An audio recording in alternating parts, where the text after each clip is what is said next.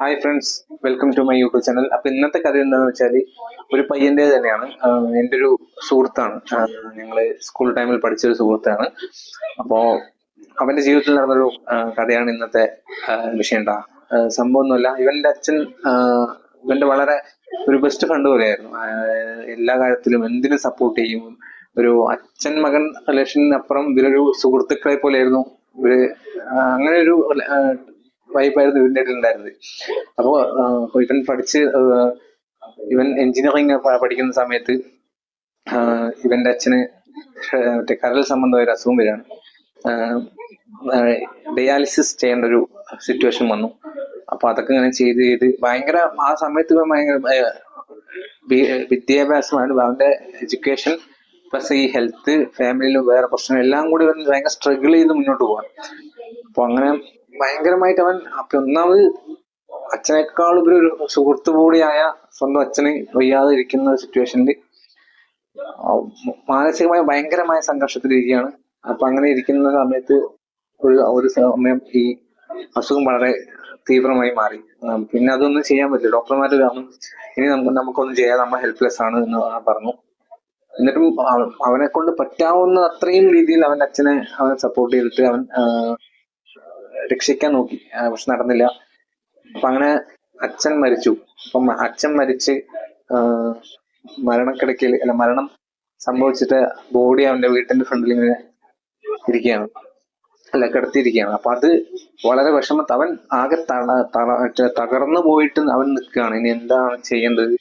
പല ചോദ്യങ്ങൾ, ഒരു നിർവികാരതയോടുകൂടെ അങ്ങനെ ഇനി എന്ത് എന്നുള്ള ഒരു ഭയങ്കരമായ ഒരു അവസ്ഥയിലാണ് നിൽക്കുകയാണ്. അപ്പോ നാട്ടിൽ കുറച്ച് നാട്ടുകാരായ സുഹൃത്തുക്കൾ വന്നിട്ട് അവൻ്റെ അടുത്ത് ചോദിക്കുകയാണ്, അവൻ്റെ അടുത്ത് പറയാണ്, എടാ നീ എന്തുകൊണ്ടും പേടിക്കണ്ട, നിന്റെ കൂടെ ഞങ്ങളെല്ലാവരും ഉണ്ട്. ഒരു ചേട്ടനാണ് ഇതെന്ന് പറയുന്നത്.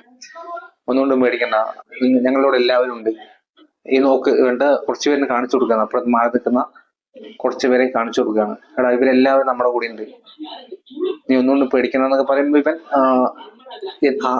ആരൊക്കെ എന്തൊക്കെ പറഞ്ഞ് ആശ്വസിപ്പിച്ചാലും ആ നഷ്ടം അവന് എന്തുകൊണ്ടും നികത്താൻ പറ്റില്ല. പക്ഷെ എന്നാണെങ്കിൽ പോലും ആ പുള്ളി അങ്ങനെ പറയുമ്പോൾ അവൻ ഉള്ളിന്റെ ഉള്ളിൽ എവിടെയോ ഒരു ആരോ ചേർത്ത് നിർത്തുന്നുണ്ടല്ലോ എന്ന് തോന്നലിന് കൊടുത്താൽ അങ്ങനെ ഇരിക്കുകയാണ്. അപ്പോഴാണ് പെട്ടെന്ന് ആ പുള്ളി പറഞ്ഞത്, എടാ എല്ലാവരും കൂടെ ഉണ്ട്, പക്ഷെ ആർക്കും ഒരു ഉഷാറില്ല. നീ ചെറുതെന്തെങ്കിലും അടിക്കാൻ എന്തെങ്കിലും പൈസ എന്തെങ്കിലും തരുമോ എന്ന് ആ മകനോട് ചോദിക്കുകയാണ്. അതായത് മദ്യം വാങ്ങാൻ കുറച്ച് പൈസ തരുമോ എന്ന് സ്വന്തം അച്ഛൻ മരിച്ചു കിടക്കുന്ന അവസ്ഥയിൽ ഇങ്ങനെ നിർവികാരതയോട് നിൽക്കുന്ന ആ മകനോട് പോയിട്ട് ഈ പുള്ളി ചോദിക്കുകയാണ്, കുറച്ച് മദ്യം വാങ്ങാൻ പൈസ തരുമോ എന്നുള്ളത്. അവൻ എന്താണ് അവൻ ഈ മൊത്തം തകർന്നു നിൽക്കുന്ന അവിടെ ഒരു കത്തി, തീക്കനലിൽ ചൂടാക്കിയിട്ടൊരു കത്തി അവന്റെ ഹൃദയത്തിൽ ഇങ്ങനെ കുത്തി ഇറക്കുന്ന പോലെയാണ് അവനത് ഫീൽ ചെയ്തത്. അവൻ എന്താ ചെയ്യേണ്ടതെന്നോ അതിനെങ്ങനെയാണ് പ്രതികരിക്കേണ്ടതെന്നോ ഒന്നും അറിയാതെ ഒരു നിസ്സഹായ അവസ്ഥയിൽ അവൻ അവിടെ നിൽക്കുകയാണ്. എന്നിട്ട് അവൻ ഇങ്ങനെ അച്ഛന്റെ മുഖത്തോട് നോക്കിയിട്ട് ഇങ്ങനെ പുള്ളി ഇങ്ങനെ നോക്കുമ്പോൾ പുള്ളി ഒന്നുകൊണ്ടും മേടിക്കണ്ടെന്ന് പറഞ്ഞിട്ട് അവന്റെ പോക്കറ്റിൽ കയ്യിലിട്ടിട്ട് അവന്റെ കയ്യിൽ ഉണ്ടായിരുന്ന നോട്ടുകളും ചില്ലറയും പിറക്കിയിട്ട് ആള് പോവാണ്. അപ്പോ ഇതിൽ എന്താണ് മനസ്സിലാക്കുന്നത് പറഞ്ഞാൽ കാര്യം ഇത്രയേ ഉള്ളൂ.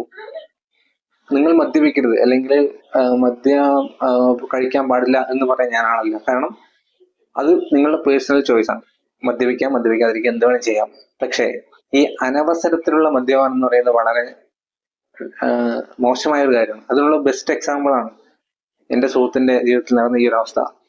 അപ്പൊ ഇതുപോലുള്ള മദ്യം മൂലം ഇതുപോലെ വൃത്തികെട്ട അവസ്ഥകൾ നിങ്ങളുടെ ജീവിതത്തിൽ എന്തെങ്കിലും ഫേസ് ചെയ്യാൻ വന്നിട്ടുണ്ടെങ്കിൽ, അത് നിങ്ങളുടെ ലൈഫിന് ദോഷകരമായി ബാധിച്ചിട്ടുണ്ടെങ്കിൽ, അത്ര അനുഭവങ്ങൾ ഉണ്ടെങ്കിൽ നിങ്ങൾ ഒന്ന് കമന്റ് ചെയ്യുക.